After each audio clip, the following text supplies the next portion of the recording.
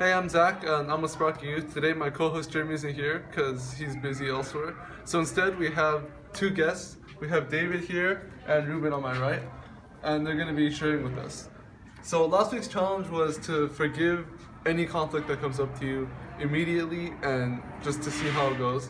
So to share my experience with that, what I did was I'm not a person that typically forgives very quickly, but so I had to keep it in mind very often. In my chemistry class, I had a friend and he offered to show me a video, and I decided, all right, whatever, I'll watch the video. So when I was watching it, the teacher came by and she got kind of mad at us. So at first, I wasn't really happy with my friend, but then I realized that, I was the one that accepted watching the video in the first place, so I forgave him after that. And we'll have David share his story about forgiveness too. It was last year, and at the last day of school, I had a friend that started problems that he was talking to me like, oh, why do you have to be like that? Because I was doing nothing. It was in the beginning, and he started pushing me, and I told him to stop, and he didn't want to. He tripped me, then I got mad, then I pushed him. Then he hit me, then I grabbed him and I threw him on the floor, and I was about to punch him, but the teacher said no. Then when it was after school, my friend said, oh, I'm sorry for what I done. I'm like, it's okay, bro. I forgive you. Yeah, that's a good story. So this week, to continue with our lesson on grace, we have a command that's to leave your gift at the altar and go be reconciled. And that comes from Matthew 5:24. Ruben will read that verse to us here. Leave your gift there in front of the altar. First go and be reclined to them. Then come and offer your gift. Matthew 5:24. Yeah, so Jesus is teaching us that reconciliation is a really high priority for him.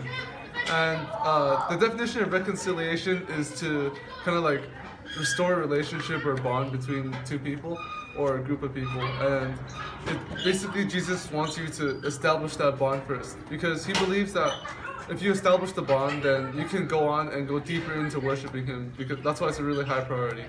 And reconciliation isn't something that you can just create, but instead it's something that you can offer to people, kind of like forgiveness. You can offer it to them, and it's whether or not they choose to accept it.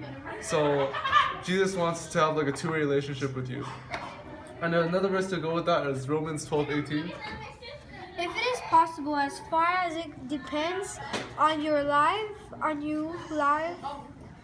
appear with everyone. Romans 12:18. I'll read the next one. Next verse is, love is patient, love is kind. It does not envy, it does not boast. It is not proud, it does not dishonor others. It is not self-seeking, it is not easily angered, it keeps no record of wrongs. 1 Corinthians 13:4-5. The next verse is, therefore as God's chosen people, holy and dearly loved, clothe yourselves with compassion, kindness, humility, gentleness, and patience. Bear with each other and forgive one another. If any of you has grievance against someone, forgive as the Lord forgave you.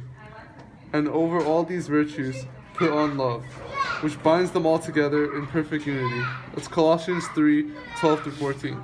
And Ruben, can you read the last one for us?